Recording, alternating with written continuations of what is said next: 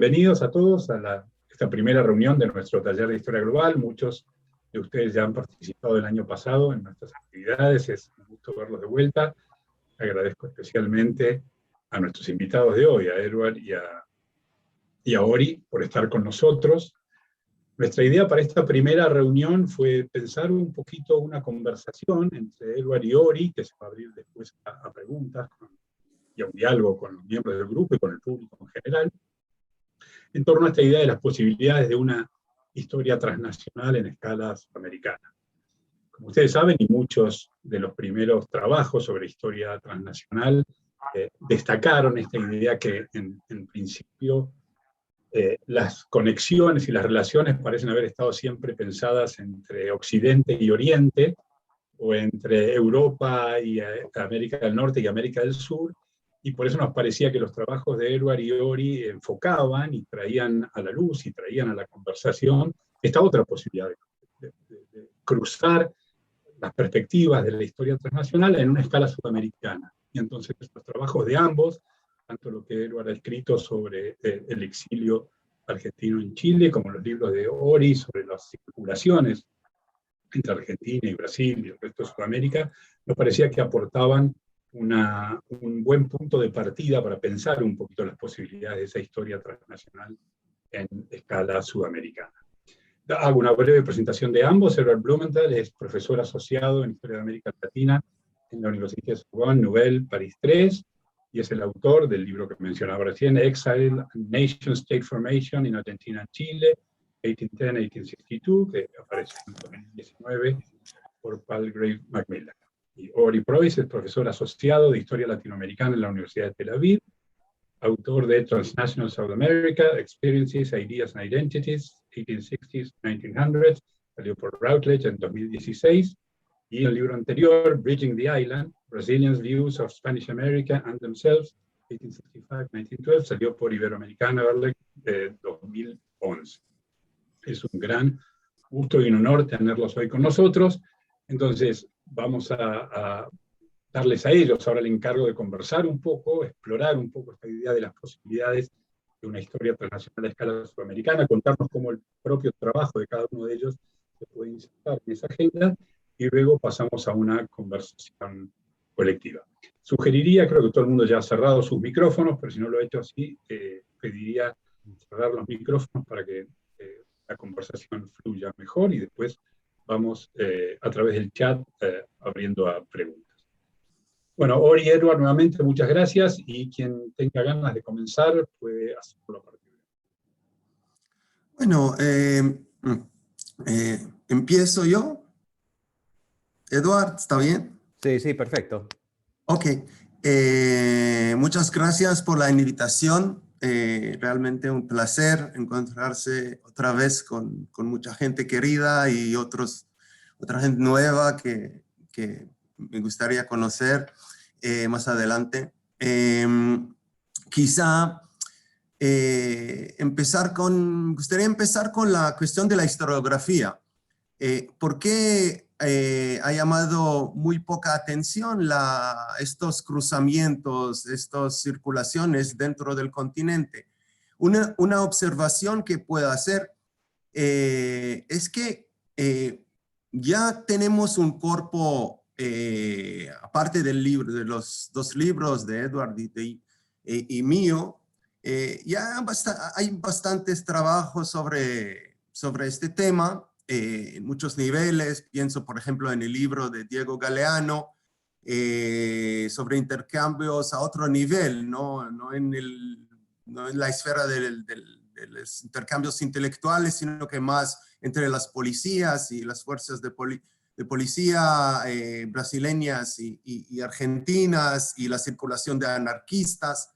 Por ejemplo, los recientes trabajos de Lila sobre el telégrafo y el significado de esto para la prensa diaria y otra, y también muchos trabajos que están concentrados principalmente en finales del siglo XIX, principios de XX, sobre redes intelectuales. Por ejemplo, el libro de Álvaro Fernández Bravo y Maíz, y hay claro que hay muchos otros sobre este tema. Bueno, una cosa que llama atención, creo, es que casi todos estos trabajos están escritos en español o por latinoamericanos y en nuestro caso un francés, no sé, un israelense, pero casi no hay nada escrito sobre este tema, sobre estas circulaciones dentro del continente en universidades norteamericanas. Y yo sugeriría que no es por acaso, ¿no? Que eso, eso dice algo sobre la importancia de este campo de investigación, que para los norteamericanos e incluso a lo mejor para otros estudiosos de otras partes del mundo, ellos tienen la tendencia de desvalorizar esta dimensión, ¿no? Y valorizar la dimensión que tú mencionaste, Eduardo, de los intercambios entre América Latina y la Europa, quizá también Estados Unidos. Es una observación historiográfica no sé, para empezar, para discutir el tema, ¿no? ¿Por qué esta división de trabajo, ¿no? ¿Por qué llaman más atención entre los estudiosos latinoamericanos y mucho menos en otras partes del mundo, principalmente las universidades norteamericanas?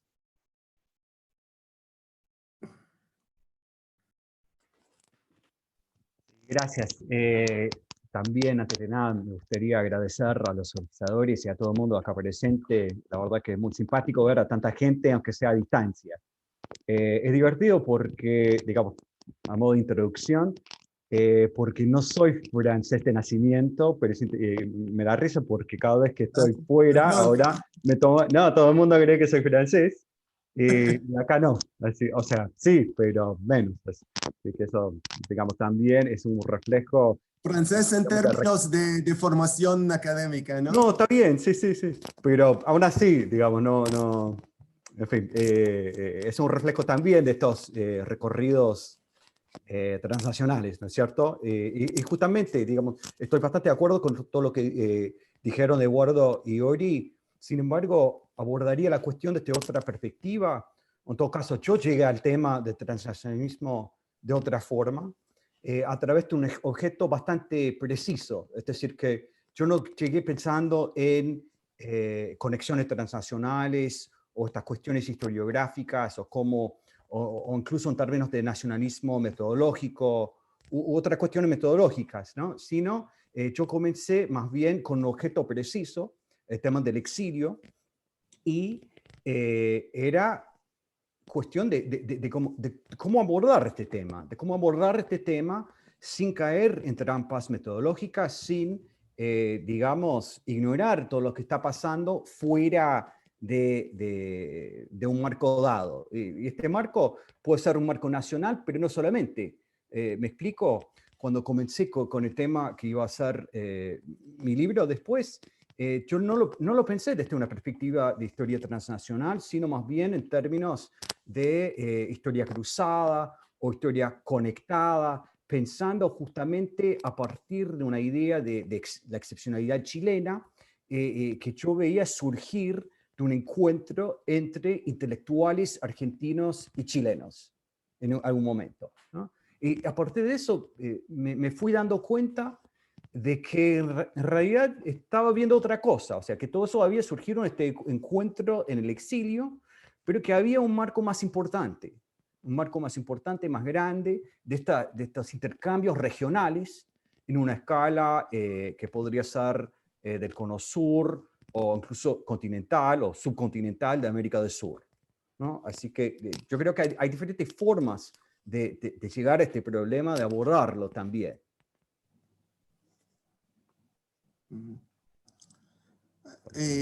Bueno, puedo referirme a lo a los raíces de mi trabajo, como ha hecho Edward. En mi caso, hay dos caminos principales que me han llevado a este tema, a este campo de investigación. Primero es el hecho de que yo vivo en el Medio Oriente y estudié historia del Medio Oriente acá en Israel. Y me llamó mucha atención una vez que fui a América Latina y luego a lo largo de mis estudios y mis investigaciones, me llamó mucha atención las ciertas similitudes entre semejanzas entre el Medio Oriente y América Latina, por ejemplo, la cuestión de la lengua, ¿no? La uniformidad lingüística muy alta. El árabe, en el caso del Medio Oriente, la función del árabe como medio de comunicación entre élites intelectuales, pero no solamente, y el rol de la función del español en América Latina. Y el otro camino es el camino de Brasil, ¿no? Que yo me formé como lo que se llama en Estados Unidos brasilianista. Pero mi trabajo, mi primer trabajo, el trabajo del doctorado fue sobre la mirada brasileña de los países de habla español y trabajando en este tema descubrí un montón de contactos, de intercambios entre Brasil y los países de alrededor, principalmente, claro, el Río de la Plata, pero no solamente. Y el caso de Brasil se considera el caso más extremo en el sentido que cuando fui por primera vez a hacer investigación, trabajo de campo en los archivos en Río, la reacción más común era, pero no, el asunto en que trabajas no existe, ¿no? Que Brasil, a los brasileños nunca le interesaba América Española. Y este descubrimiento, ¿no? de los contactos me confirmó que sí, si Brasil está en esto, entonces cualquier estado, cualquier país, debe haber un montón de contactos entre los otros, con otros países de la región. Sí, es muy interesante lo que Uri está contando porque justamente yo tenía la duda sobre la transición entre su primer y su segundo libro. Eso ayuda bastante a comprender este camino, pero me hace pensar también en los problemas que tenemos nosotros acá en el norte con el Brasil. Es decir, en los departamentos, porque digamos, las carreras de estudios latinoamericanos se encuentran en los departamentos de español en general. Entonces tenemos estudios latinoamericanos que en el fondo no incluyen el Brasil. Son bastante exclusivos y siempre es un problema para incorporar a la gente que estudia, que trabaja en Brasil, que queda arrinconada en otro departamento sin mucho diálogo. Así que me parece que tienen, no sé, es una pregunta quizás para el público, ¿no? Pero me parece que tienen menos problemas con eso, en todo caso en el Río de la Plata, justamente por los contactos seguidos que tienen con el país vecino. O sea, como son vecinos, quizás ayuda a dialogar o quizás no.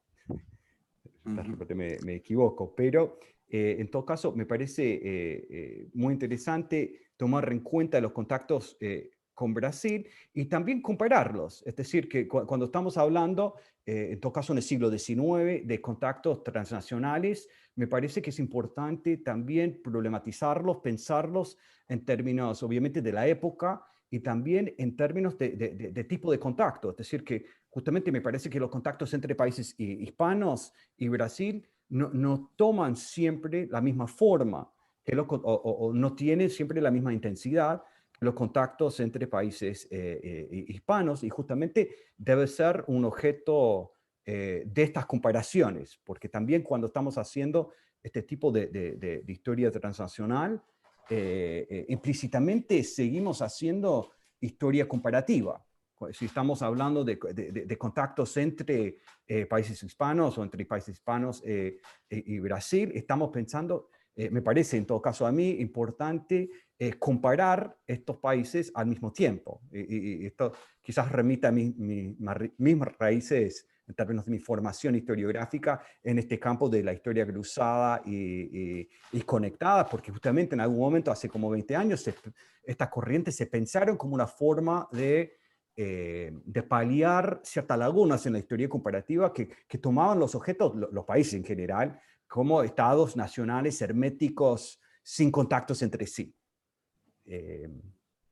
Así que bueno, por el momento esta idea como planteada hoy día es bastante abstracta, ¿no? Quizás podríamos entrar después en detalle. Pero... Me gustaría mencionar dos cosas, dos puntos. Uno de que voy a hablar un poco después es la importancia de la prensa. Tomando como punto de partida Benedict Anderson, pero al revés, voy a explicar después. Pero primero algo sobre la historia cruzada, la importancia de la historia cruzada, la contribución de la historia cruzada para el caso latinoamericano.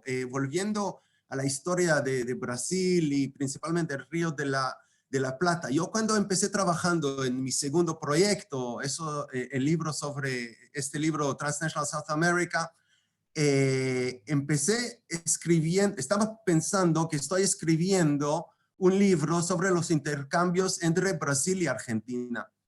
Pero luego, realmente hacia el final del trabajo, realicé que no estoy escribiendo un libro sobre intercambios Brasil-Argentina, sino que sobre intercambios entre Río y Buenos Aires, o Río, Buenos Aires, Montevideo, o Río, Buenos Aires, Montevideo, Santiago, en muchos casos también Lima, ¿no? Lima está también en estos circuitos en ciertos momentos históricos, pero la realización era que estoy escribiendo una historia transurbana, ¿no? Transnacional, transurbana. Y creo si pensamos sobre todo el corpus que tenemos sobre historia de las ciudades en América Latina, ¿no? Y no solo en el caso latinoamericano, también en otras partes del mundo, la historia urbana normalmente se concentra en una ciudad, ¿no? Está haciendo una historia de ciertas ciudades. Hay pocas historias de los contactos entre ciudades de diferentes países. Es una tendencia más reciente, ¿no? Por ejemplo, entre historiadores que están haciendo investigación sobre el Océano Índico o sobre el movimiento panasiático, entre historiadores del Medio Oriente hoy en día, ¿no? Por ejemplo, contactos, intercambios entre Estambul y Cairo. Pero por el caso latinoamericano no tenemos casi nada. Dice, hay una documentación, claro, de movimientos, por ejemplo, la historia de una figura clave como Juana Manuela Gorriti, ¿no? Entre Lima y Buenos Aires, pero no tenemos historias transurbanas, transnacionales. Y para mí esa es una contribución clave, la potencial que tiene la historia cruzada. Es que investigando los cruzamientos, los cruces, los intercambios, reexaminar de una manera muy crítica nuestros puntos de partida, nuestras categorías, marcos de investigación. En el caso mío, ¿no? Estos marcos nacionales, en vez de Brasil y Argentina, Río y Buenos Aires.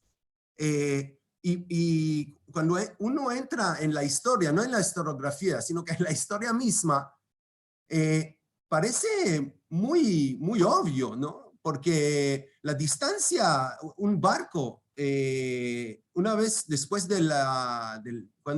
una vez que empieza la navegación de vapor, la distancia entre Río y Buenos Aires son 3 días de navegación, 3 días en barco. Y cuando Lila ha escrito mucho sobre esto, ¿no? Una vez que viene el telégrafo, ¿no? El nivel y la intensidad y la amplitud de los contactos y los intercambios información, de ideas comerciales, cualquier cosa, entre estas ciudades es enorme, es enorme. Y eso me lleva al tema de la prensa, ¿no? Creo que hay una división de trabajo en los estudios latinoamericanos entre historiadores y los que hacen, estudian la literatura, ¿no? Estudiosos de literatura, críticos literarios. Cuando se habla con todo lo que concierne historia política, internacional, diplomática, es un tema de los historiadores, normalmente de los historiadores que están haciendo historia diplomática bien tradicional, digamos. Solo en los últimos años tenemos una nueva ola de trabajos como los de Scarfi y otros que combinan historia intelectual y historia diplomática, pero no solía ser así hasta muy recientemente. Y quien investigaba las revistas, ¿no? El mundo intelectual eran en muchos casos los críticos literarios como Ángel Rama, Susana Zanetti, hay muchos otros, claro, que a veces tienen una aproximación histórica, pero no tienen el entrenamiento, no tienen esa método de trabajo de los historiadores, ¿no? De una investigación muy rigurosa, trabajo muy riguroso con los fuentes primarios, y estoy hablando de la prensa diaria. La prensa diaria, y no solamente diaria, también las revistas mensuales y otras, es un mundo, ¿no? En el caso latinoamericano, desde la independencia, empezando con la Biblioteca Americana y el Repertorio Americano de Bello en Londres, y sigue, ¿no? Muchas revistas que salen en Santiago de Chile en los años 30, 40, los centros cambian, ¿no? Los centros de publicación, pero siempre hay revistas de alcance continental en términos de los contenidos y también de quién participa. Hay muchas iniciativas de este tipo y todo este cuerpo enorme es poco investigado, poco estudiado, y contrastando eso con el trabajo de Benedict Anderson. Benedict Anderson tenía razón en el sentido de que sí, la prensa es muy importante en la formación de las identidades, pero es completamente errado en el sentido de que no ha notado para nada el alcance transnacional de la prensa latinoamericana. Voy a terminar con el ejemplo del trabajo muy importante de João Paulo Pimenta, por ejemplo, sobre las independencias, la independencia brasileña y la independencia, las independencias hispanoamericanas, y él demuestra muy bien que son procesos cruzados, que hay una historia cruzada de la independencia brasileña y las independencias hispanoamericanas, principalmente por la prensa, ¿no? Que la prensa de Río reproduce información de la prensa hispanoamericana y viceversa, ¿no? Bueno.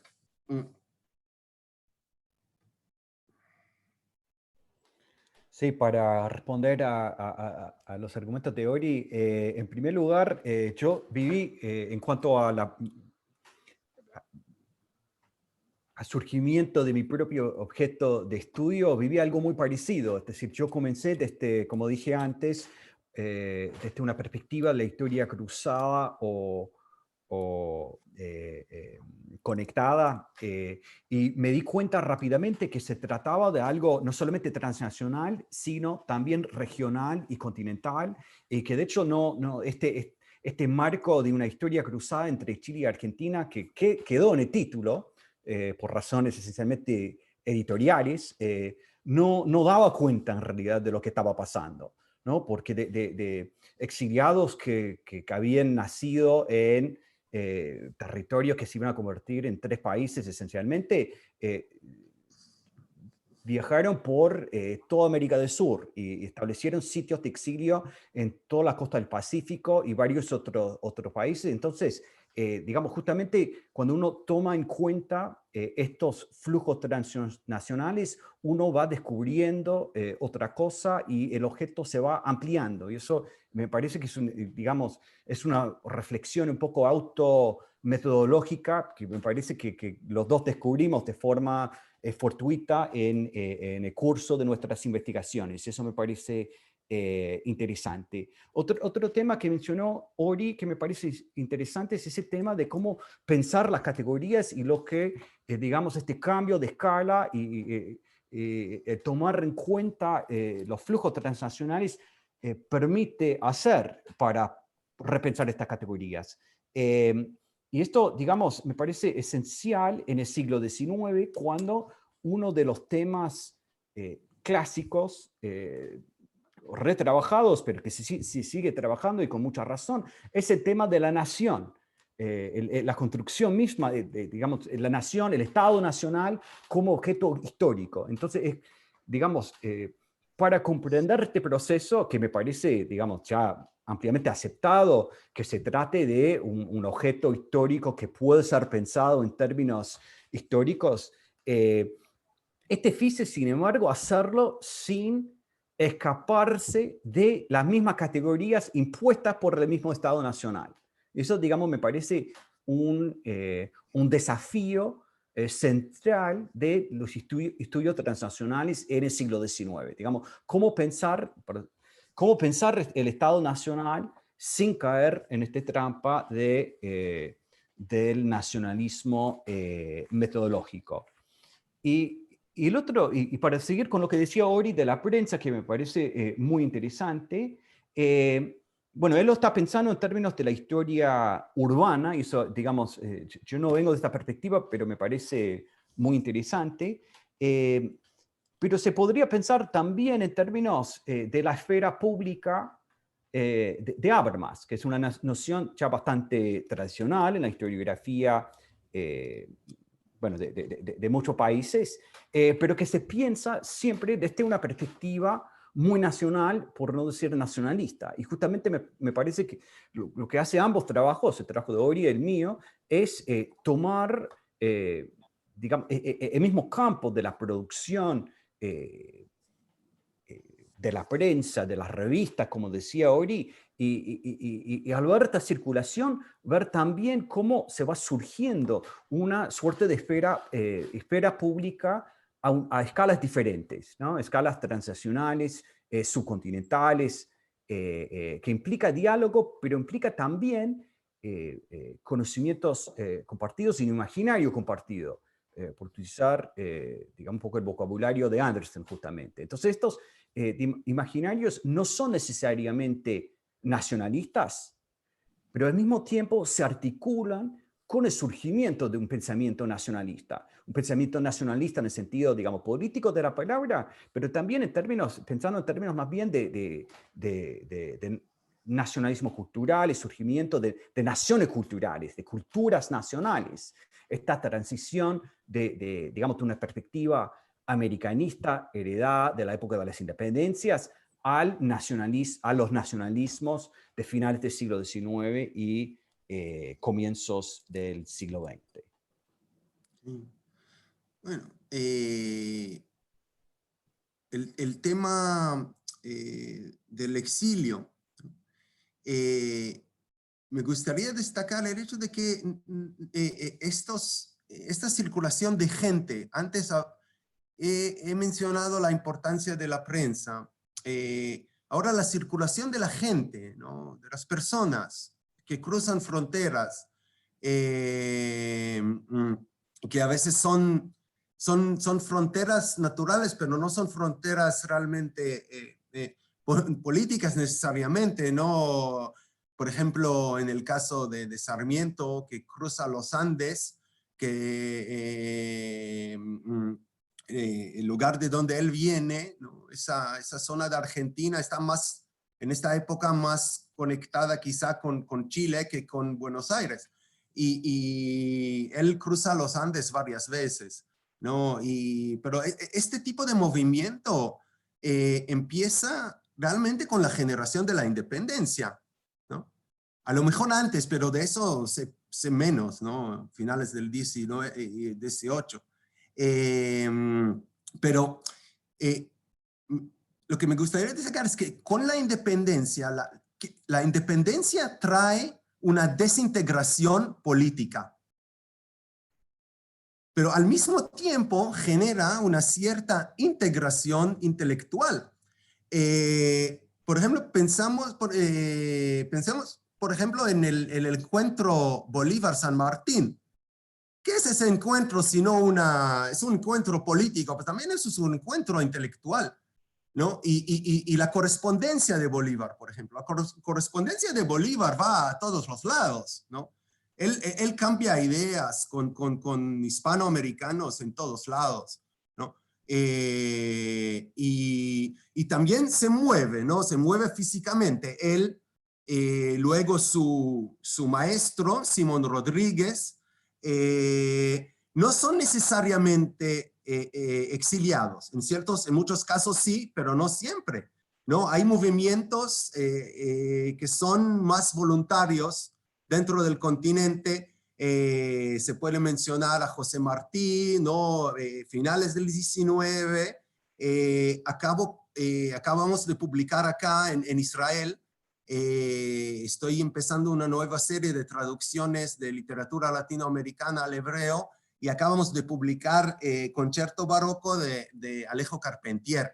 No, es que es un ejemplo de mitad del siglo XX ya, pero pensamos, por ejemplo, el caso de Carpentier, ¿no? Que su época más productiva está en Venezuela, no en Cuba ni en París, sino que en Venezuela, ¿no? En Caracas.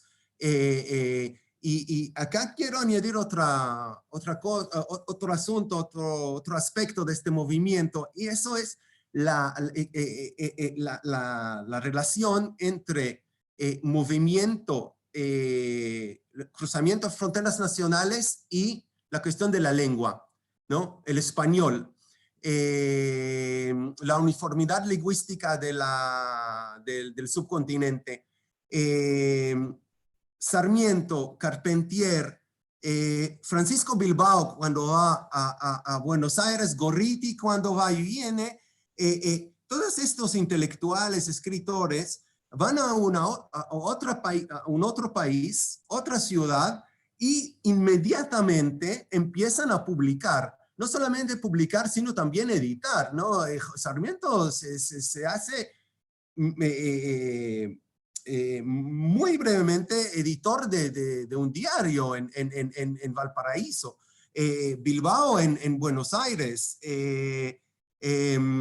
Entonces, eso para mí es algo que me gustaría abrir para la discusión después.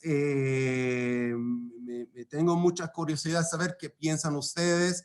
También hacer comparaciones en ese sentido, no solamente con el Medio Oriente, que es bien similar, ¿no? La función del árabe en el Medio Oriente, sino también con la Europa, donde parece que la dinámica parece ser totalmente opuesta, ¿no? Donde, por ejemplo, un intelectual alemán que va a París o francés que va a Alemania, ¿qué hace? ¿Qué función tiene la lengua en estos casos, ¿no? Cuando los intelectuales se mueven por el espacio. Yo creo que el español tiene un rol tremendo, ¿no? Que facilita mucho, que va muy bien, va de la mano con la sociabilidad de esos intelectuales, con el hecho de que se sienten muy cómodos unos con los otros. Voy a mencionar una anécdota.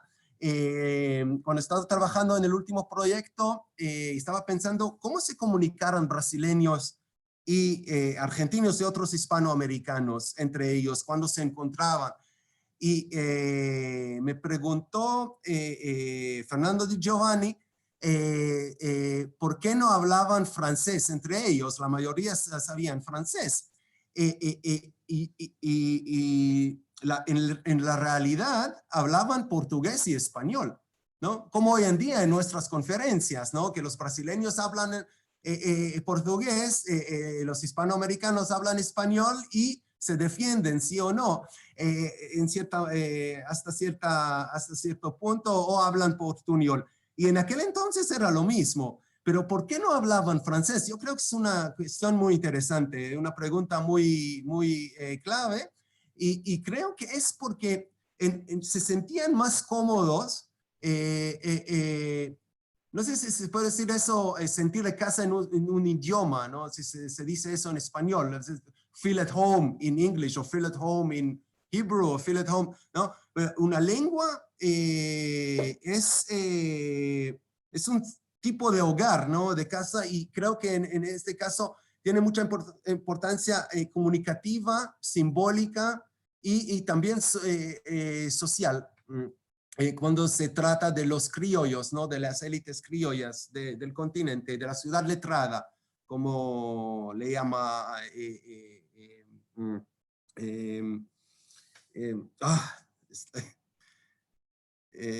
la ciudad letrada. Rama. Rama. Sí. Gracias. Aprovecho, Edward, para hacerles una pregunta a los dos. La primera, un par de preguntas. La primera la han adelantado un poco en tu intervención sobre la unidad de estudio nación-estado, digamos, y lo que Ori ha dicho sobre la historia transurbana, más que transnacional, que le ha interesado. Pero es que muchos observadores han señalado la persistencia de las tradiciones de las historias nacionales como un obstáculo para el desarrollo de perspectivas transnacionales en la región. Como que este es un rasgo de las historiografías latinoamericanas todavía muy fuerte. Entonces quería ver qué opinan ustedes sobre eso. El trabajo de ustedes dos en realidad parece desmentir esa idea, pero quería ver cómo ven eso. Si hay todavía una persistencia en las historiografías latinoamericanas de esa tradición de la historia nacional que opere como obstáculo a los nuevos tipos de estudios que ustedes de cierto modo representan. La segunda pregunta que quería que comentaran tiene que ver también con el idioma, pero esta vez pensándola desde el punto de vista de la respuesta a la pregunta inicial de Ori, sobre la desigualdad en el impacto historiográfico. También aquí muchos han señalado, bueno, es la predominancia del idioma inglés lo que está operando aquí. O se publica y se escribe en esta lengua, o uno empieza con cierta situación de desventaja, ¿no? Otros han señalado esa frase de Chakrabarty de la desigualdad de la ignorancia. Los académicos latinoamericanos manejan las historiografías del norte de manera más o menos fluida, cosa que no siempre parece ser lo mismo al revés. Los latinoamericanos no pueden darse el lujo de ignorar ciertas cosas, mientras que las historiografías del norte parecen ignorar buena parte de la producción local latinoamericana. Entonces quería ver esta cuestión de los idiomas y los conocimientos de las historiografías locales en el norte, si ustedes ven que haya avances en esta dirección, si les parece que ahora hay más gente que se informa, lee más. Yo creo que sí, pero me gustaría saber las opiniones de ustedes sobre la llegada de las historiografías latinoamericanas locales al norte. Sí, ¿comienzo? Sí, yo creo que hay un fondo común de ambas preguntas, y que es el tema de nacionalismo, justamente. Nacionalismo, digamos, que puede ser político, pero si no, de nacionalismo metodológico. Y yo creo que sí, sigue siendo un obstáculo, de cierta forma. Para contestar a la primera pregunta, yo pensé, más que obstáculo, yo diría una frontera de estudios. Es decir, que me parece que los estudios transnacionales o los estudios, la historia transnacional es una frontera abierta, con muchas posibilidades que se están aprovechando. Entonces, en ese sentido, no me parece tanto un obstáculo, sino una oportunidad. Obviamente, eso, digamos, no impide que el nacionalismo no tenga un impacto. Es decir, que me parece que en todas partes, y no estoy diciendo en un sentido, digamos, muy negativo, pero tenemos, digamos, naturalizamos de cierta forma el Estado Nacional, porque vivimos, por más que vivamos en un mundo globalizado y todo, en realidad estamos todavía, y eso me parece que ha quedado patente en la última década, estamos todavía en un mundo de Estados nacionales, ¿no? Y seguimos reflexionando naturalmente en ese mundo. Así que, digamos, sí y no. No sé si, desde un punto de vista historiográfico, me parece más bien una oportunidad. Pero claro, digamos, más, y eso se ve más bien en la prensa, en los medios, claro, obviamente, digamos, el nacionalismo sigue siendo un tema muy fuerte. Y eso, digamos, queda reflejado también en el tema del inglés, ¿no? Tenemos, bueno, para las personas que hacen la historia latinoamericanista en países como Francia, o en países europeos, en Estados Unidos, a mí no me parece que ya está. Ha habido tantos avances en ese sentido. No, es decir, siempre estamos, claro, dialogamos con nuestros colegas, pero muchas veces me parece que no. Nosotros, con mis colegas franceses que hacen la historia de Francia, yo tengo que seguir lo que están haciendo. En general, bueno, son personas adorables, están abiertas a mis temas y todo eso, pero no conocen, y eso, digamos, es una frontera, es otro tipo digamos, es una jerarquía internacional, no es solo nacionalismo, no es solo la cuestión de nacionalismo metodológico, es una cuestión de jerarquías de poder y de dinero, y no, la verdad es que no sé lo que se podría hacer al respecto. Quería decir otra cosa, pero se me olvidó, así que dejo la palabra a Ori. Sí, bueno, creo que sí, sigue siendo muy, muy fuerte solo de nacionalismo metodológico. Tiene que ver, a lo mejor, yo hice el doctorado en Estados Unidos ya hace muchos años, no sé cómo es ahora, a lo mejor Luis nos puede decir más sobre esto, sobre las carreras, la formación en Estados Unidos, pero de lo que veo en las conferencias, hablando con amigos, incluso de la propia América Latina, la formación es normalmente, los investigadores se forman como especialistas en un país todavía, ¿no? Mexicanistas, argentinistas, brasilianistas, etcétera. Y luego eso tiene mucho impacto porque se dialogan más entre ellos, se encuentran entre ellos, y eso tiene la tendencia de reproducir este nacionalismo metodológico. Voy a dar un ejemplo y estoy completamente de acuerdo con Edward, que el tema lleva más importancia cuando hablamos del siglo XIX. Por ejemplo, vamos a volver a los historiadores del siglo XIX, ¿no? De aquel entonces, en el Río de la Plata. Por ejemplo, un Andrés Lamas, ¿no? ¿Quién es Andrés Lamas? ¿Es uruguayo? No sé, pasó mucho tiempo trabajando como periodista,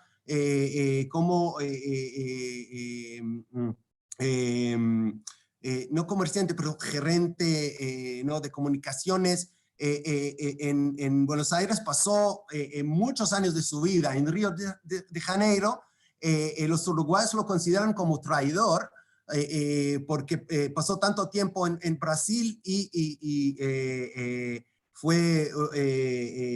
se considera el gran amigo de Brasil. En Uruguay, Sarmiento dice en uno de sus trabajos que Lamas era uno de nosotros, ¿no? Un argentino realmente. Y estas personas como Lamas, Pedro de Ángelis, por ejemplo, Mitre, los historiadores chilenos, Barros Arana, Lastaria, tenían la tendencia de cooperaron muchísimo, ¿no? Cambiando ideas, cambiando materiales. Hay un trabajo interesante sobre esto de Buchbinder, sobre estos intercambios. Y no es solamente que intercambiaron ideas, materiales, sino que también su forma de pensar, las categorías que usaban eran distintas. Por ejemplo, Lamas y otros escribieron lo que ellos llamaron historia platense, ¿no? Historia del Río de la Plata. Es la categoría que ellos usaban. Ahora, si nosotros pensamos en términos de historia argentina, historia uruguaya, historia chilena, perdimos algo, ¿no? De la realidad, de la propia realidad histórica. Y hay muchos trabajos de este tipo, ¿no? Y muchas revistas. Tenemos la revista del Río de la Plata, así se llama. Y tenemos que tomarlo eso muy en serio, ¿no? Y el Río de la Plata realmente era una región que llevaba importancia económica, política. Existía una identidad rioplatense, yo diría, ¿no? Y si nosotros continuamos concentrarnos en las unidades nacionales, entre comillas, entonces no nos da a ver esta historia no regional. Y se puede decir la misma cosa, es una historia que uno conozco menos. Por ejemplo, existe el libro de Luis sobre la América Central, hay otros trabajos sobre el Caribe, ¿no? que son regiones dentro de América Latina donde hay una circulación muy significativa otra vez, de ideas, de documentos. Voy a mencionar otro hecho muy importante que un poco olvidado. Los trabajos más, que siempre se consideran trabajos canónicos nacionales, ¿no? Estoy hablando, por ejemplo, de Bases de Alberdi, ¿no? Si volvemos a leer a Alberdi, ¿no? Bases, no sé, ¿se puede hacer un share screen? ¿Puedo hacer un share screen? Creo que tengo que, a ver si te puedo hacer coanfitrión y en ese caso puedes compartir. Bueno, luego ya está, Eduardo. ¿Ya está? Ok. Entonces, sí. debieras poder ahora. Voy a intentarlo.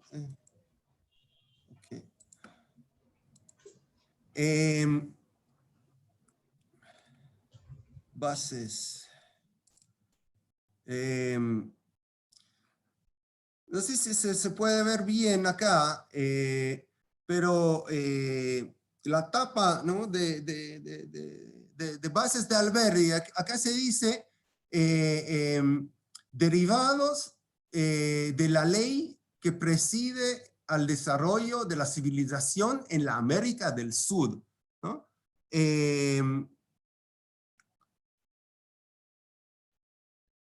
Otro ejemplo. No la tengo acá.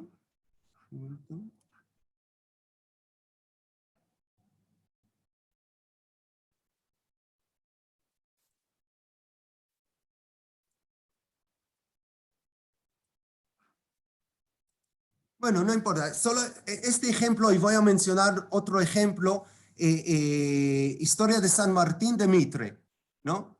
No se titula solamente Historia de San Martín, se titula Historia de San Martín y de la emancipación sudamericana. Quiere decir que no es una historia, para el propio Mitre o Alberdi, y hay muchos otros ejemplos que puedo dar, ellos no escribían historias nacionales, pero también nacionales, pero no solamente nacionales.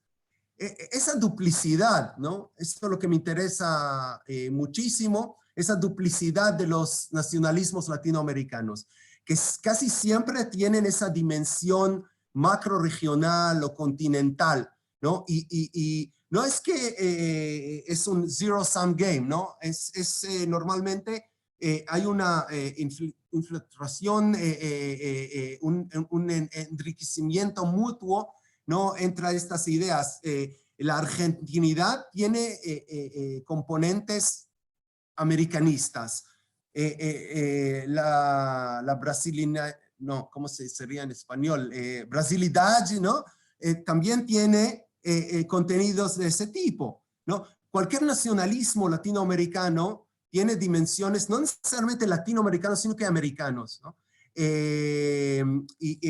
La América, ¿no? Es solo de que vivimos en el nuevo mundo, somos otros, no somos en el viejo mundo, no estamos en la Europa.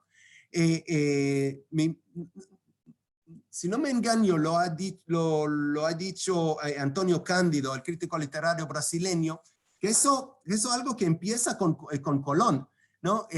Una cierta actitud hacia América. Es más que una ideología, es una actitud, ¿no? Si no me engaño, es el término que él usa. Y el americanismo, la idea de América, que la idea de la América es una idea que siempre lleva, va de la mano de un lado con un hondo pesimismo, pero al mismo tiempo muchas veces también con un gran optimismo.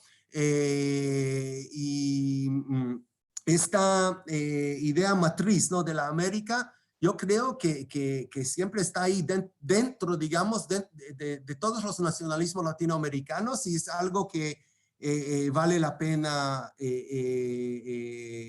estudiar, y no ha sido bastante estudiado este tema.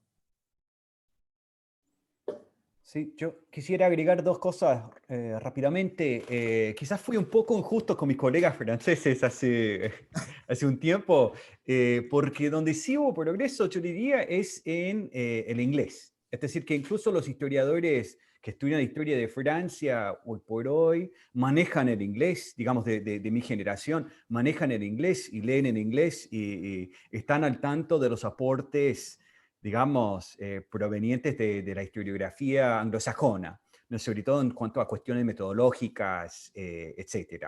El problema, pero eso, digamos, refuerza de cierta forma lo que decía, porque justamente es una cuestión de nuevo digamos, de poder y jerarquías, ¿no? Justamente porque viene de Estados Unidos. Por eso y no se van a interesar o no van a poder interesarse por la misma naturaleza del sistema académico en cuestiones latinoamericanas, por ejemplo. Eso, bueno, nada.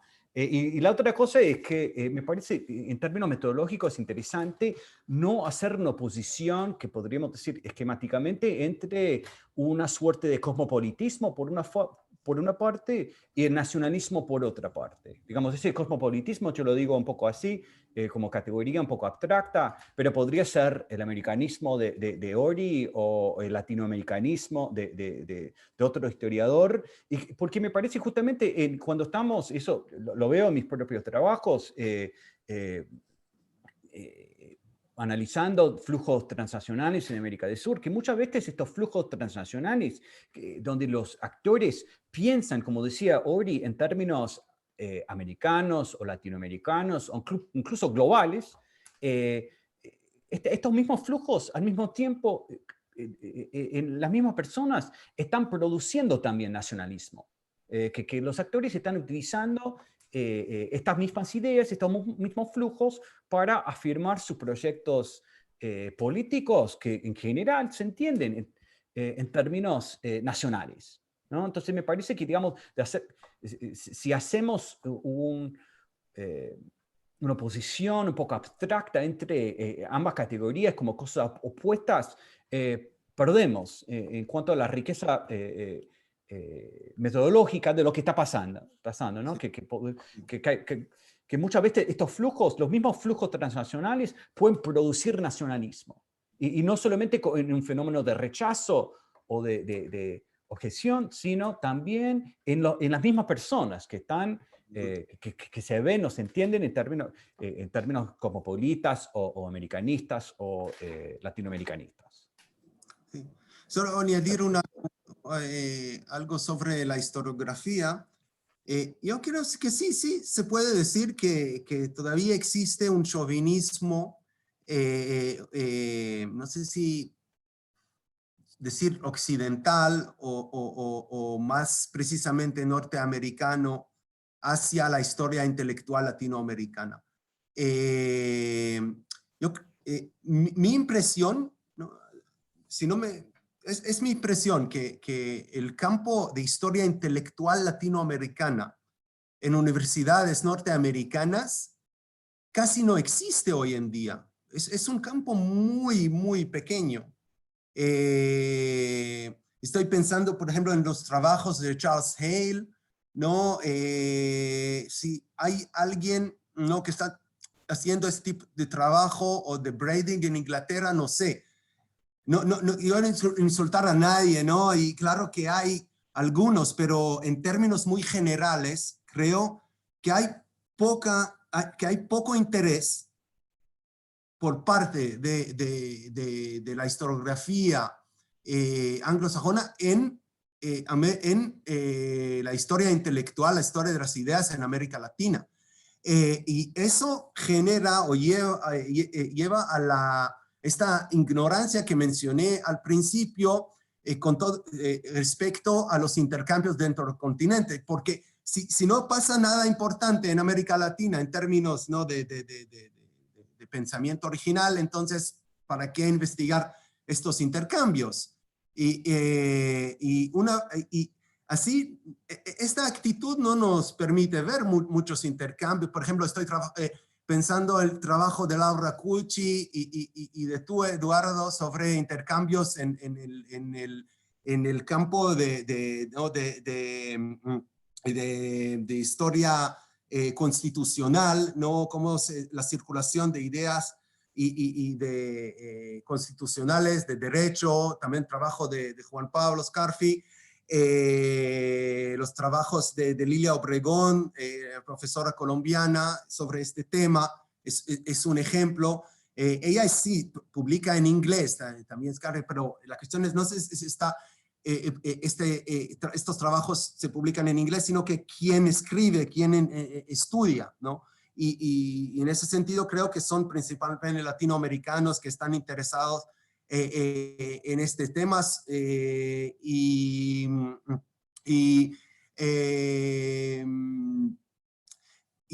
tenemos que tomar en cuenta que esa abstención o ignorancia de los intercambios dentro del continente llevan a resultados muy raros. Por ejemplo, estoy pensando ahora en la historia de la historiografía o historia de los estudios latinoamericanos, ¿no? Tenemos, por ejemplo, el libro, muy buen libro de Ricardo Salvatore sobre el nacimiento de los estudios latinoamericanos.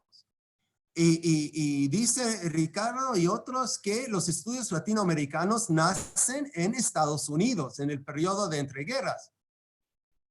Y yo me pregunto, ¿cómo puede ser? Y estos trabajos de Mitre, de Barros Arana, ¿no?, de un brasileño, Oliveira Lima, de Van Hagen, no son estudios latinoamericanos. Escriben compendios sobre todo el continente, ¿no? Escriben historias de los movimientos de independencia. Entonces, ¿cómo es que estamos con esa idea, para mí completamente falsa, que los estudios latinoamericanos nacen en Estados Unidos, ¿no? Voy a mencionar, perdón por mencionar tantas veces a Sarmiento, pero estoy en esto ahora. Él dice algo muy interesante en el Facundo, ¿no? Dice que a la América del Sur le ha faltado un Tocqueville, ¿no? Y claro está que él quiere ser este Tocqueville, ¿no? Pero, y dice también en esta misma parte del libro que los europeos no entienden quién es Bolívar para nada. Creen que Bolívar es un Napoleón, ¿no? Que es un Bonaparte.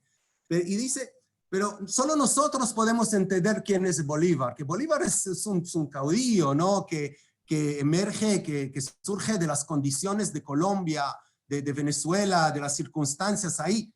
Y yo creo que tiene razón en ese sentido, Sarmiento, y sigue siendo en vigor, ¿no? el argumento de él en ese sentido.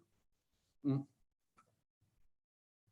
bien, si les parece, vamos a abrir ahora un poco de preguntas y conversación con el resto de la audiencia. Juan Pablo va a hacer una pregunta ahora verbalmente, pero mientras les leo otras dos preguntas para que ustedes tomen notas y respondan las que prefieran o ambas. Graciela Esmeralda Gómez pregunta: me gustaría que pudieran comentar sobre los trabajos de Stefan Rinke sobre la prensa latinoamericana y la Primera Guerra Mundial.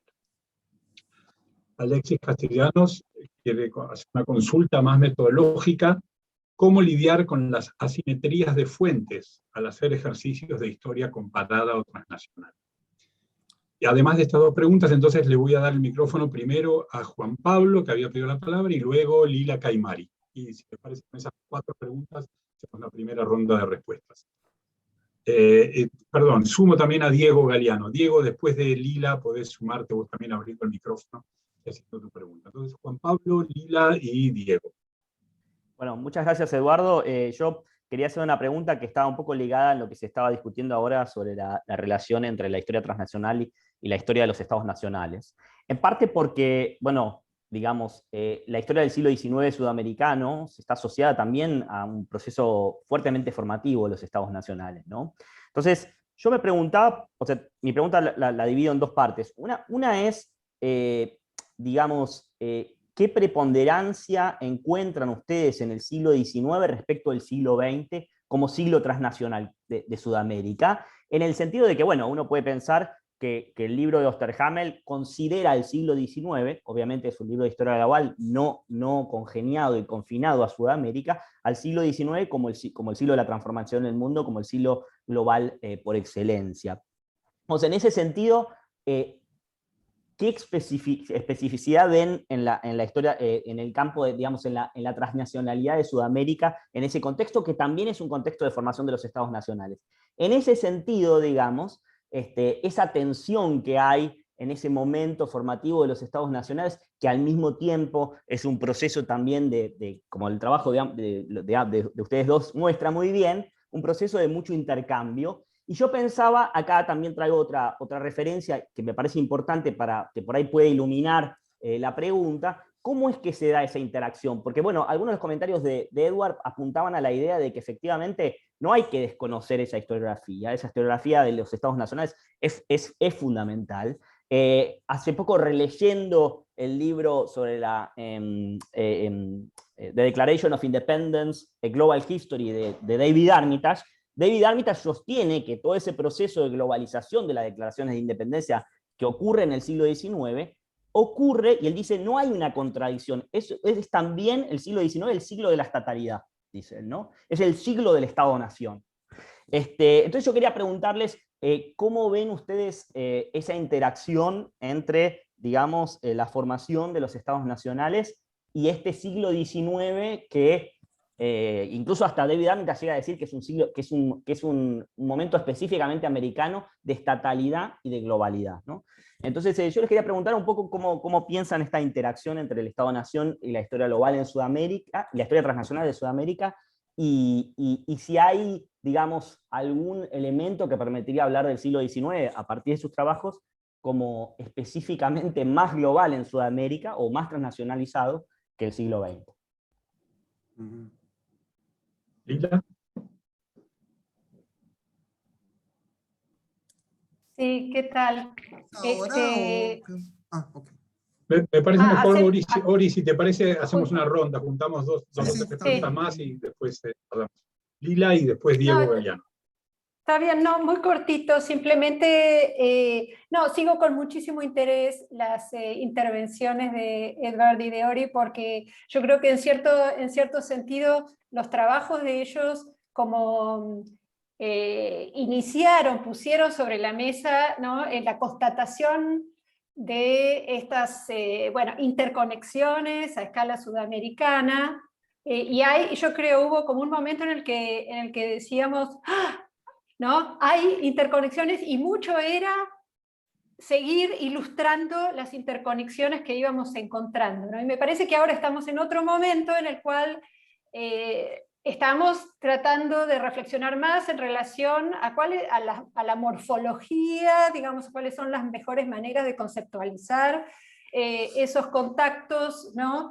¿Cuánto nos sirve, cuánto no nos sirve? Yo estaba también pensada a partir de, bueno, del trabajo en pandemia y de la evolución de mi propio trabajo, ¿no? Yo empecé con una escala muy global, ahora he achicado mucho la escala y estoy básicamente trabajando en una escala regional, gracias a los repositorios digitales de las hemerotecas de ciertas ciudades sudamericanas. Y yo creo que la digitalización de importantes corpus hemerográficos en los últimos años en Río, en Montevideo, alguna cosita en Buenos Aires y y Memoria Chilena, ¿no es cierto?, han hecho posible, ¿no?, están haciendo posible una escala, me parece, de descubrimiento que estamos viendo en muchísimos planos, ¿no?, en la historia literaria, etc. Entonces yo creo que hay algo también, ¿no?, del efecto que está, porque una parte importante del problema que teníamos hasta no hace tanto era la dificultad de acceso a esas fuentes, ¿no?, y a esas bibliografías y demás. Y esto ahora es algo que resulta muchísimo más sencillo, y de repente, por ejemplo, acabo de escribir un trabajo sobre el espacio rioplatense, Ori, hablando de lo que decías, ¿no?, el espacio informativo rioplatense, organizado en torno al Polo Buenos Aires-Montevideo, y pude hacer una parte importante de ese trabajo a partir de los repositorios en anáforas, de la Biblioteca Nacional Uruguaya, etc., ¿no? Es decir, que hay muchas cosas que podemos hacer ahora que no podíamos hacer hasta hace pocos años. Eso es como un comentario más de tipo, en fin, de las condiciones de posibilidad, me parece, de esta reflexión también, que han cambiado mucho. Y luego un comentario en torno a la cuestión del Estado, ¿no?, de los estados nacionales, que siempre está dando vuelta. Y yo efectivamente creo que es muy, muy complicado, ¿no?, deshacerse de eso. Digamos, yo comencé con una noción, bueno, hacer historia transnacional, basta de la escala nacional, etcétera, etcétera, trabajando los flujos a fin del siglo XIX, ¿no es cierto?, flujos de gran escala, postales y de impresos. Y lo primero que uno se encuentra es que eso funciona a partir de diplomacias y de infraestructuras construidas por los estados nacionales. Entonces uno escapa al Estado Nacional para volver a encontrarse con que las condiciones de posibilidad estaban dadas también por los estados nacionales, y que la dimensión estatal nacional está muy en el centro. Ahora, a la vez, yo encuentro lo mismo que Ori en la prensa, es decir, una fuerte concentración transurbana, ¿no?, en las maneras en cómo se representan, digamos, los polos informativos están claramente organizados en torno a a un puñado de ciudades que se miran entre sí, ¿no? Entonces uno dice, bueno, los corresponsales están todos concentrados en ciertas ciudades, informan a otras ciudades sobre esas ciudades, etc., y es un circuito transurbano. Y a la vez, y esto es claro, yo creo mucho efectivamente que esto es así, y a la vez mi impresión es que esos flujos informativos también generan identidad nacional, efectivamente, por competencia, por contraposición, ¿no? Y que hay una parte, yo creo, de la historia, de la construcción de las identidades nacionales que transcurre en ese plano, y que transcurre también vinculada a cómo se construyen las visiones de ciertas ciudades de otros países, ¿no? Con lo cual, me parece que es difícil separar las dos dimensiones, ¿no? Bueno, eso. Gracias, Lila. Diego. Diego Galeano. Me parece que quedó congelado Diego al momento de hacer la pregunta. Entonces, les sugiero en cambio ir respondiendo a esta primera ronda. Si Diego vuelve a conectarse, le damos después la palabra. Pero Edward, Ori, en el orden que prefieran, pueden ir contestando algunas. Bueno, comienzo entonces.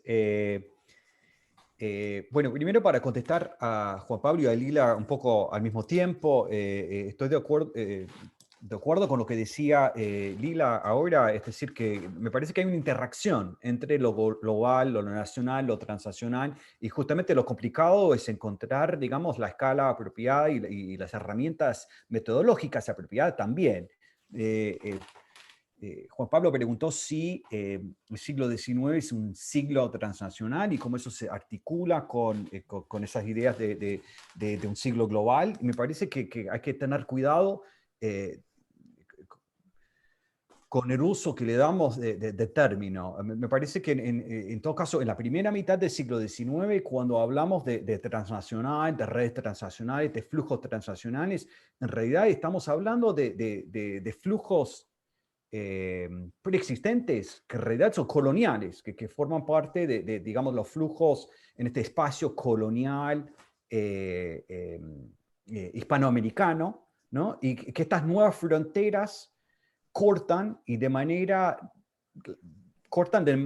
no particularmente eficaz. Es decir, que, digamos, hay todavía muchos flujos, los estados no pueden controlar esos movimientos, y en realidad, digamos, los exiliados que yo estudio en el libro, la correspondencia de los exiliados que sigo, todos esos flujos siguen pautas comerciales, esencialmente coloniales, que existen de larga data, ¿no? No son flujos nuevos que surgen con los procesos de independencia, sino la formación de estados nacionales que cortan estos flujos. Y de nuevo, no los interrumpen del todo, pero sí los van modificando, desarticulando, se van acomodando.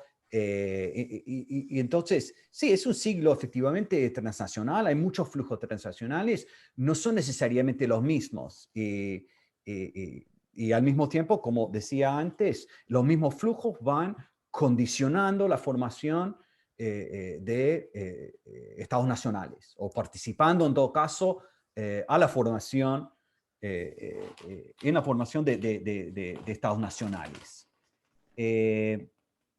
También para contestar a Lila sobre la cuestión digamos, de cómo ir avanzando con los estudios transnacionales, me parece en ese sentido importante elegir bien los objetos. Es decir, que no todos los objetos se dan a un estudio transnacional, ¿no? Pero que hay objetos que pueden, digamos, ilustrar fenómenos transnacionales de forma muy interesante. Yo creo que el exilio es uno, pero no es el único, ¿no? Y que en ese sentido, ¿no? Bueno, yo en todo caso, los términos a veces se utilizan de forma un poco vaga, pero haría una distinción entre estos flujos transnacionales, por ejemplo, en una escala sudamericana, estamos hablando de flujos que cruzan fronteras, y la historia global, que se ocupa más bien de fenómenos a una escala mucho mayor, es decir, transcontinental. Bueno, después uno podría ir discutiendo los términos, ¿no? Finalmente, en cuanto a las hemerotecas, totalmente de acuerdo, pero incluso en este proceso de digitalización hay jerarquías de dinero y de poder que se van imponiendo, porque muchas veces son empresas estadounidenses sobre todo, que controlan la digitalización de muchas, bueno, primero porque, digamos, digitalizan los recursos, los archivos que existen en los Estados Unidos, y después los comercializan.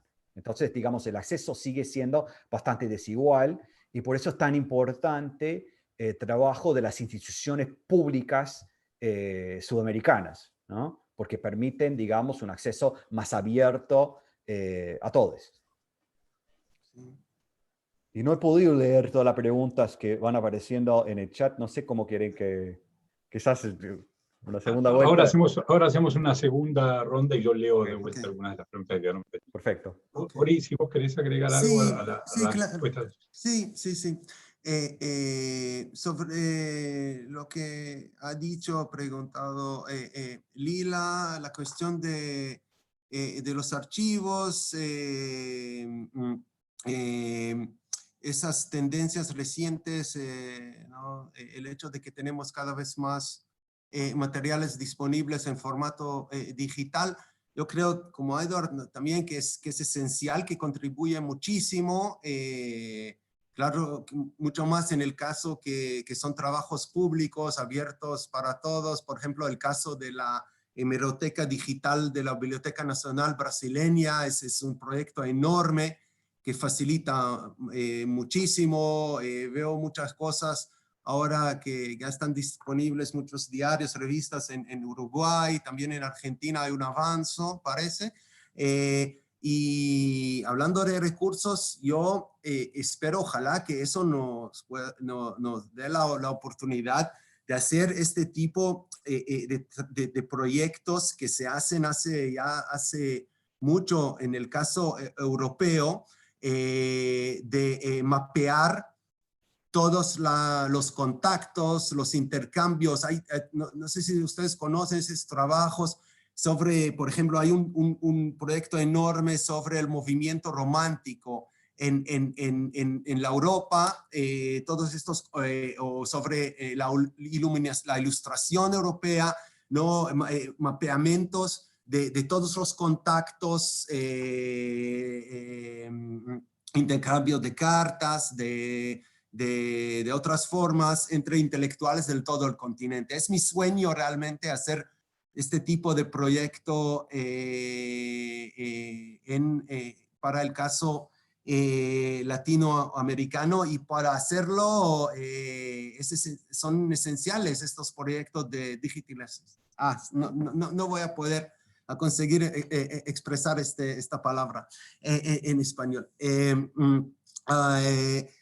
Respecto a los intercontactos entre las relaciones entre diferentes niveles, el nivel global o mundial, el nivel atlántico, digamos, el nivel nacional, regional, subnacional, etcétera. Claro está que estoy completamente de acuerdo que tenemos que la mejor sería, el ideal sería ver todos estos niveles en conjunto, que siempre hay influencias mutuas. Lo que quiero añadir es que creo que esta escala, ¿no? La escala subcontinental o macroregional, en el caso de América Latina, es la menos estudiada, ¿no?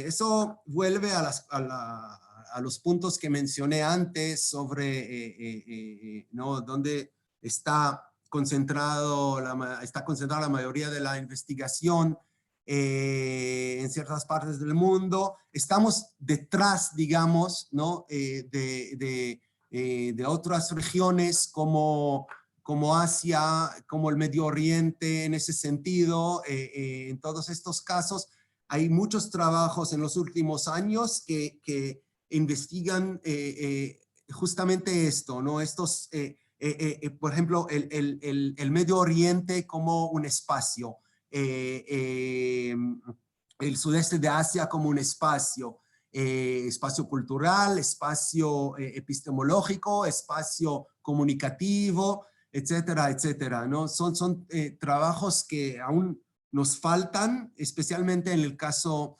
latinoamericano, que se pueden completar, ¿no? el mapa histórico, en el sentido de que sobre las naciones sabemos mucho, sobre la escala global ya bastante, pero esta escala es menos estudiada. Respecto a la pregunta de Juan Pablo,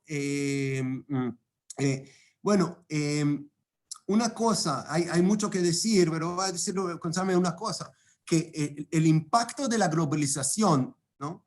Tenemos que recordar, lembrar siempre que el impacto de la globalización es, ¿cómo se dice? Uneven, ¿no? No es igual en todas las partes.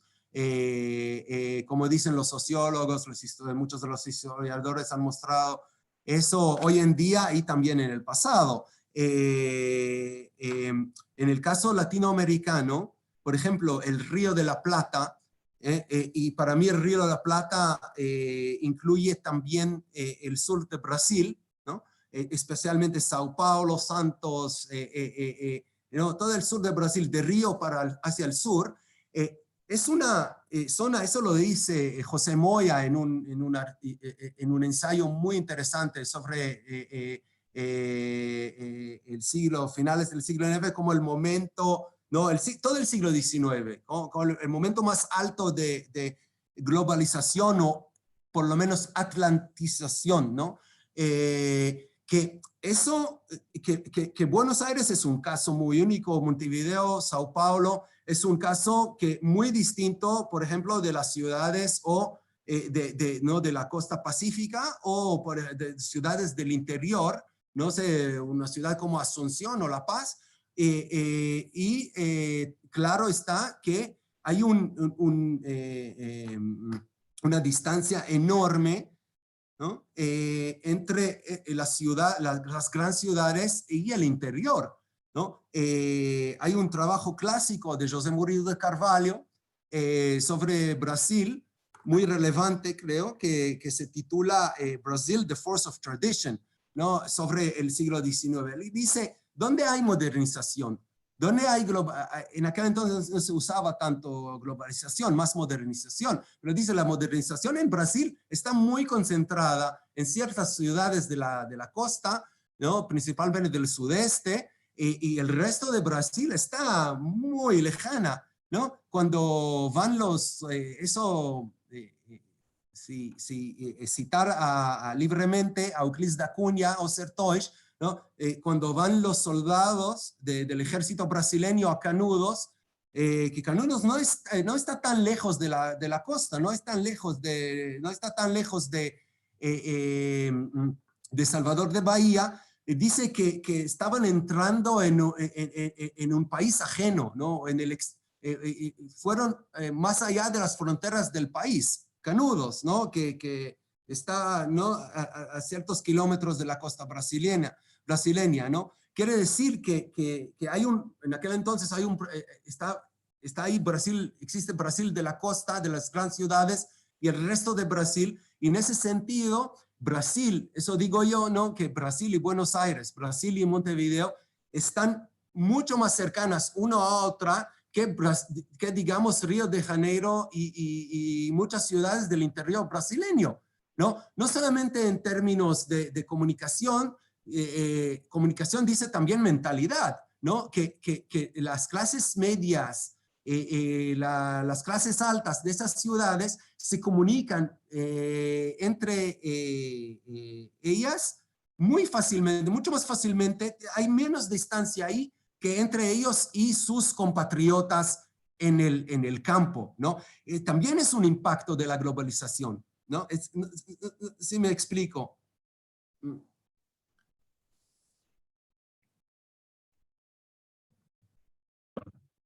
Estaba silenciado, perdón. Hay dos personas que van a hacer preguntas. Una es Diego, que por suerte ha podido volver a conectarse.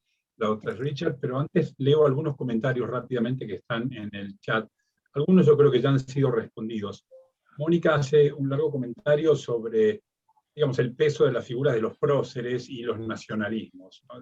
Dice, me sorprendió en el Museo Simón Bolívar, en Santa Marta, Colombia, no hay menciones sobre San Martín. Algo parecido ocurre en Chile. O'Higgins es libertador, pero San Martín no figura. Moreno ha robado la Patagonia. En fin, hay varias referencias a de qué manera los nacionalismos todavía pesan en la construcción de estos cánones de próceres nacionales. Por otra parte, Arthur Ferreira, creo que también esto ha sido respondido por la contribución de Lila, pregunta sobre los avances y progresos de las humanidades digitales y cómo ese avance puede ayudarnos a estudiar la historia transnacional. Creo que el testimonio de Lila fue bastante elocuente sobre eso. Hay dos preguntas sobre guerras. Graciela preguntó si tienen algún comentario que hacer sobre la obra de Stefan Rinke, sobre la Primera Guerra Mundial y la prensa latinoamericana. Y Fabiola pregunta cómo estudiar las guerras, como la Guerra del Brasil, por ejemplo, en el comienzo del siglo XIX, en el espacio latinoamericano, enfocando sus impactos en los estados nacionales, pero al mismo tiempo sin perder de vista su dimensión transnacional. Estas cosas están en el chat. Antes de que las respondan, agrego entonces ahora para que hagan sus preguntas o comentarios a primero Diego Galeano y luego Richard. Diego. Bueno, Eduardo, muchas gracias. Pido disculpas por la desgracia de que se me cortó internet en el exacto momento en que me tocaba.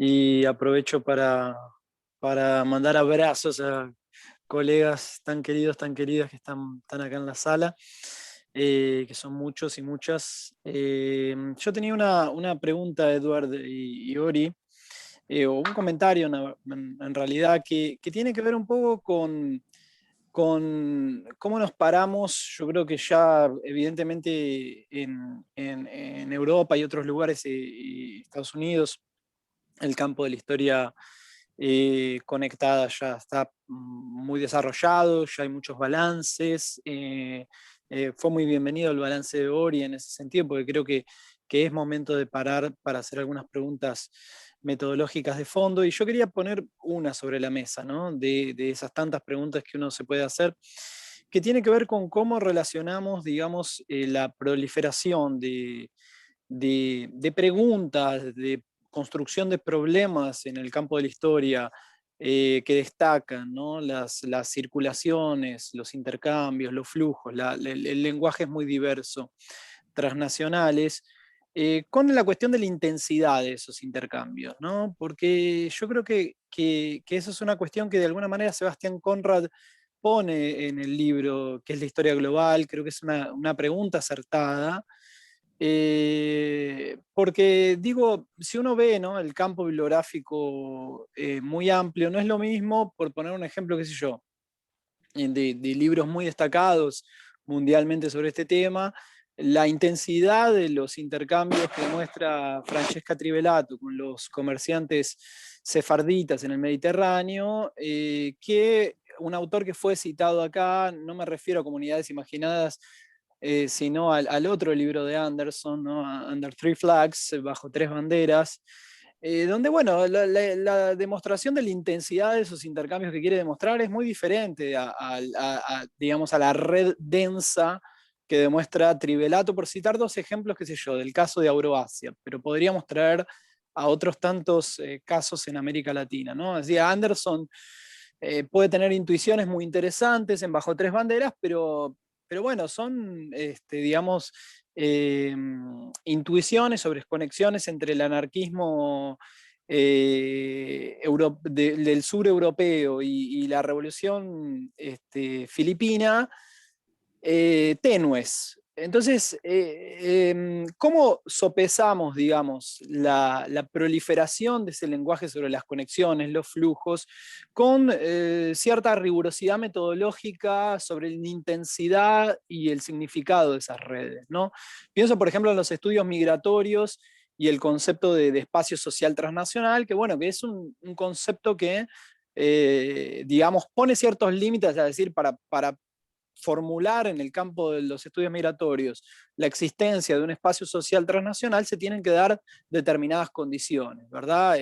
Intercambios monetarios, transfronterizos, Entonces, quería escucharlos ustedes, pensar este problema de la intensidad de las conexiones. Hay conexiones que son más y menos intensas, y cómo historiográficamente trabajamos eso y no postulamos la existencia de un espacio social transnacional porque aparece un filipino leyendo un texto de un anarquista y decimos que hay una red. Espero que se entienda mi pregunta. Sí, Diego, muy buen punto. Perdón, agrego una sola cosita, una nota al pie de Diego que me parece muy importante, también basada en una observación que hace Conrad, que es llamarnos la atención que finalmente no todo circula, no todo se mueve. Cómo calibramos no solo la intensidad de las circulaciones, sino el fenómeno de las circulaciones dentro de un panorama más general de la realidad social, cultural, económica de un momento dado, ¿no? No todo se mueve, no todo circula, no podemos pretender que siempre el centro de las historias que contamos sean las circulaciones y los flujos. Eso me parece muy interesante la observación de Diego. Agrego la pregunta de Richard y después le damos la palabra a Edward y a Owen. Richard. Mi pregunta es muy concreta, en realidad. Yo soy un amante de la historia, pero no soy un historiador.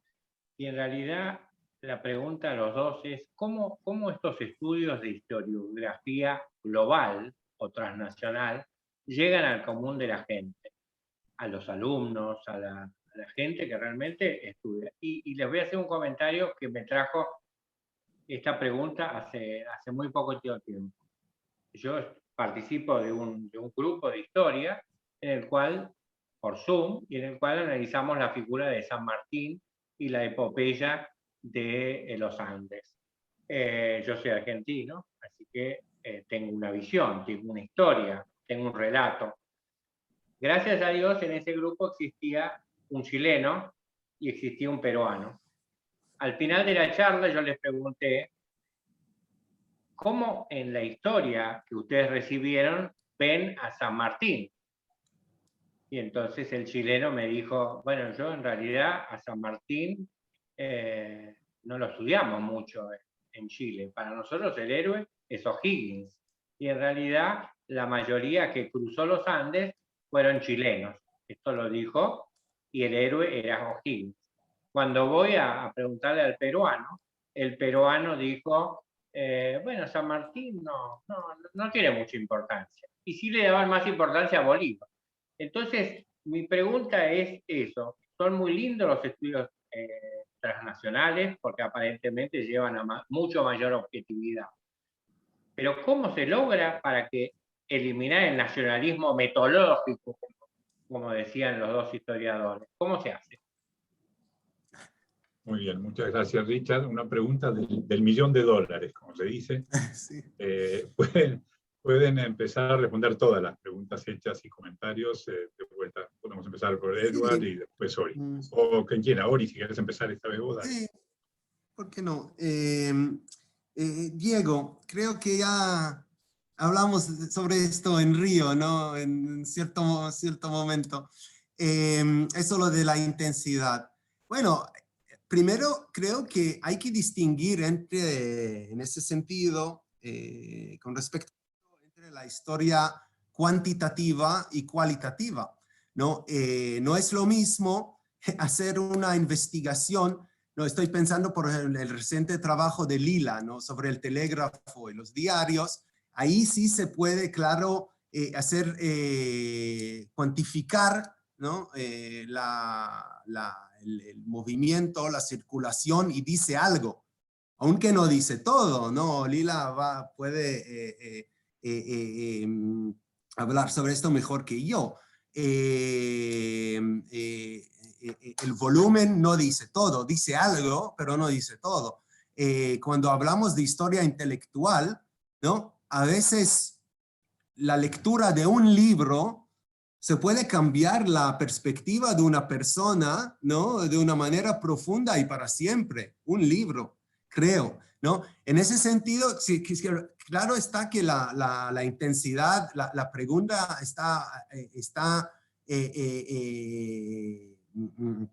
es muy importante la pregunta que haces, que planteas, pero hay que recordar que hacer esta distinción entre historia más material, cuantitativa, sobre medios de comunicación, incluso, por ejemplo, inmigración, ¿no? El trabajo tuyo, Albornoz, sobre los anarquistas. Claro está que es importante cuántos anarquistas circulan entre los puertos, no sé, de Santos, de Montevideo y de Buenos Aires. Pero estoy seguro que estamos de acuerdo que eso es importante, pero incluso no dice todo. Cuando pasamos al nivel más subjetivo, al nivel de las ideas, de las percepciones, ahí el volumen lleva importancia, pero una cierta importancia. Es una cosa. Ahora, sobre nacionalismo metodológico, bueno, no sé, no me siento muy cómodo de comentar cómo, no sé, debe funcionar, por ejemplo, primero no sé poco cómo funciona, por ejemplo, el sistema educativo hoy en día, ¿no? En Argentina o en Chile, no, realmente no sé. Por eso, no sé, tengo una cierta timidez de referirme a esto, pero sí creo que yo, por ejemplo, puedo decir que yo con mis estudiantes acá en Israel intento poner más énfasis en ese tipo de historia, ¿no? Respecto a América Latina, pero no solamente, también incluso cuando hablo sobre el propio Estado de Israel, mostrarles que islas no existen, ningún Estado es una isla. Y eso creo que es una idea que vale la pena destacar y promover cuando en nuestro trabajo como profesores, no solamente como investigadores. Pero, Sí, gracias. Bueno, para comenzar con la pregunta de Richard justamente, yo soy tan ignorante como Ori, pero voy a ser menos tímido. Me parece que sí, todo pasa por el colegio, es decir, que los colegios, y no solo en Chile y Argentina, o Brasil, como decía Ori, sino también en países como Francia o Estados Unidos, los programas escolares son esencialmente nacionalistas, por más que se haya temporizado y hecho un esfuerzo para no ser nacionalistas, siguen con el mismo nacionalismo metodológico. Y después, ¿cómo cambiar eso? La verdad es que no sé, pero me parece que, digamos, el sistema escolar, en primer lugar, y en segundo lugar, digamos, en los medios, es decir, en los medios, puede que escuchemos opiniones provenientes de otros países, pero esencialmente escuchamos opiniones, incluso en Internet, que vienen del mismo país, de personas con perspectivas que pueden ser ideológicamente muy distintas, pero en términos nacionales no lo son, ¿no? Así que, pero no tengo una solución. A la pregunta o comentario de Diego, que me pareció así excelente, estoy totalmente de acuerdo. Yo creo que no se puede dar una respuesta acabada a esta pregunta, es un problema, es más bien un problema de fondo que hay que ir tratando en cada investigación. A mí me gustaría pensar que en mis trabajos he demostrado una cierta intensidad de estos contactos, de estos flujos, etcétera. Bueno, pero ustedes me lo van a juzgar. O sea, ahí está todo el juego de escribir historia, ¿no? Después me pueden criticar. Estoy de acuerdo también con Ori que, digamos, hay que hacer una distinción entre intensidad, digamos, cuantitativa y cualitativa, y que, digamos, esta distinción también va a depender de cada investigación, del objeto, etcétera. Y bueno, es un tema muy amplio, habría que ir viendo para cada tema cómo juzgar justamente. No sé si... quizás sí, para contestar la pregunta de Mónica también, que iba en el mismo sentido de Richard, me parece que sí, justamente, de nuevo ese nacionalismo metodológico, pero no solo eso, sino que un chileno cuando escucha San Martín, lo va a tomar también como nacionalismo. Así que, digamos, es una espada siempre a doble filo. Sobre la cuestión de la guerra, yo no puedo comentar el libro de Rinke porque no lo leí todavía, me gustaría. La guerra de Brasil, a mí parece, digamos, es complicado hablar de estados nacionales en la década de 1820. Yo no me atrevería a hablar de estados nacionales en ese momento. Y para hablar de contactos transnacionales en ese momento, justamente volvería a repetir lo que decía antes sobre los contactos transnacionales en la primera mitad del siglo, es decir, que en realidad se trata de otro tipo de, digamos, de contactos preexistentes o contactos formados por las guerras de independencia que van tomando un carácter transnacional en la medida que van estableciéndose los nuevos estados más o menos nacionales. Pero después es un tema muy amplio, ¿no? Habría que... se podría escribir un libro sobre esa guerra, ¿sí? Esos contactos transnacionales. Me parece que eso es todo, ¿no? Después hay más preguntas, pero habría que leerlas. Hay algunos comentarios, estamos acercando ya a la hora de cierre, pero resumo dos preguntas que están en el chat y le doy la palabra a Ori y a Edward para que ellos cierren después. Sebastián hace dos preguntas que me parecen interesantes. Una es las posibilidades y límites de la biografía como género, como opción metodológica para estudiar la concepción de espacios internacionales en Sudamérica. Si tienen algo para decir sobre eso. Y también, pensando en la crítica de Edward a la existencia de jerarquías y asimetrías en el mundo académico entre el norte y el sur, pregunta Sebastián, ¿acaso no hay también asimetrías dentro del mundo académico latinoamericanista, donde existe una hegemonía de la historia política, social, ciertas ramas de la historia cultural que ignoran o no dialogan con los avances de otro tipo de estudios internacionales, como pueden ser los estudios religiosos o de la historia de la ciencia? Y Andrés pregunta, esto parece estar más dirigido a Ori, basado en su libro, si se pueden hacer comparaciones legítimas entre Ruy Barbosa y Alberdi, por ejemplo, y cómo sus ideas calan en otros lugares distintos a Brasil y Argentina, para hacer así proyecciones de historia hemisférica o transnacional. Entonces, si quieren responder estos puntos. Pues, bueno, un montón, no sé, hay tantas preguntas y cosas de decir. eso lo de San Martín, O'Higgins, etcétera, Bolívar, yo añadiría a la lista Andrés Bello, ¿no?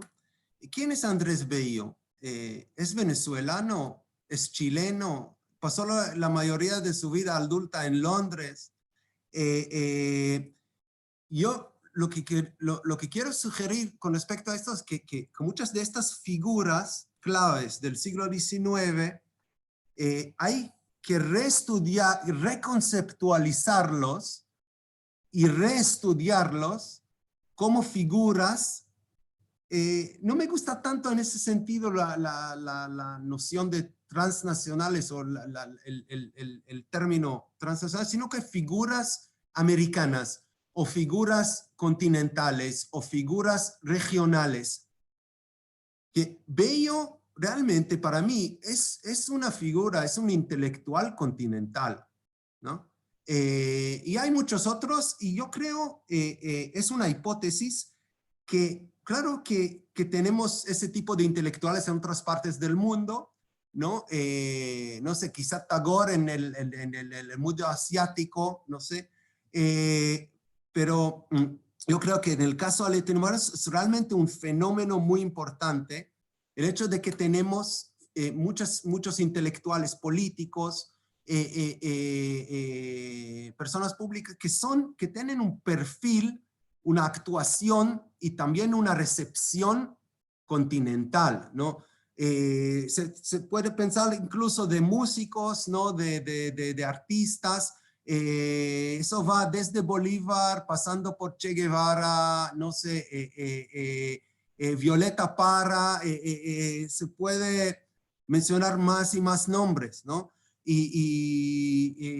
Yo creo, es una hipótesis, es un argumento, que eso es algo bien único para el caso, es una especificidad latinoamericana. A lo mejor los historiadores y también la gente refiriéndome a la pregunta de Richard y de otros, no es solo de que no, nosotros tenemos a O'Higgins, ellos tienen a San Martín, pero no fue así necesariamente en el siglo XIX, ¿no? Que en el siglo XIX la cantidad de ensayos sobre Bolívar en todas partes del continente es enorme, incluso sobre San Martín. Incluso los brasileños, un historiador que yo estudio, Oliveira Lima, escribe sobre Bolívar, escribe sobre San Martín, la importancia de ellos como figuras continentales. Ahora, sobre lo de la guerra, eso me interesa mucho, esta pregunta, este asunto de las guerras. Yo diría que voy a hablar sobre la guerra del Paraguay. Es un mal nombre la guerra del Paraguay para mí, incluso también el otro nombre, la guerra de la Tríplice Alianza, ¿no? Claro que había una Tríplice Alianza, claro, y Paraguay, la guerra era supuestamente contra Paraguay, pero los aliados dijeron no estamos yendo no luchamos contra Paraguay, luchamos contra Solano López. Eso es lo que dijeron ellos, ¿no? Los protagonistas de aquel entonces, no lo digo yo. Y eso es de suma importancia. Se puede decir que la guerra, lo que llamamos la guerra paraguaya o la guerra de la Tríplice Alianza, era realmente una guerra civil regional, ¿no? Y entre facciones, entre ideologías, entre el caudillismo y los liberales progresistas, ¿no? El lema, el moto de la guerra para los aliados era de la civilización contra la barbarie, ¿no? Entonces, es una guerra ideológica. Es como Bush dice, ¿no? El axis of evil, ¿no? Es un término bien igual. Quiere decir que esta guerra tiene una dimensión ideológica muy fuerte y tenemos que reestudiarla, repensarla como, incluso Edward dice en su libro, ¿no? Eso sobre las guerras, ¿no? De los años 30, 40, que no son precisamente guerras internacionales. Ahora, ¿qué más? Entonces, eso sobre Bolívar en la costa, en Santa Marta, no estoy seguro si es que entendí bien esta pregunta. Yendo en las huellas de Bolívar, ¿había una pregunta? Sí, creo que era también sobre este énfasis en los próceres de un lado que excluyen a las figuras de los otros, como otro ejemplo eso, más del bueno, nacionalismo, me parece. Sí, ya me refería a eso. Otra cosa que olvidé o no sé. Ya no me acuerdo. Creo que han estado Habían muy tantas. completos los dos y no queremos seguir sacándoles más tiempo y esfuerzo. Me parece que podemos empezar a cerrar acá. Yo creo que ambos, como buenos investigadores, nos han abierto preguntas, no solo cerrado temas, sino abierto más preguntas, lo que ha hecho de la reunión algo muy interesante para todos. Me parece que lo que corresponde ahora es el tradicional aplauso, aunque sea vía pantalla, para agradecer a nuestros participantes. Y volver a expresar la esperanza de que los tengamos en Buenos Aires y podamos, después de esto, tomar todos una cerveza juntos. Ay, después sí, por favor. del seminario. Cuando Así se que pueda. muchísimas gracias, Ori, muchísimas gracias, Edward. Gracias a todos ustedes. Por haber participado. Muchas gracias. Ojalá volvamos a vernos pronto y los que quieran seguir participando pueden escribir a la dirección de donde recibieron la información para mantenerse informados sobre las próximas reuniones. Bueno, nuevamente, Ori y Edward, muchas gracias. Un gran abrazo para ambos. Muchas gracias. Hasta Abrazos luego. a ambos, ¿eh? Estuvo excelente. De todo eso.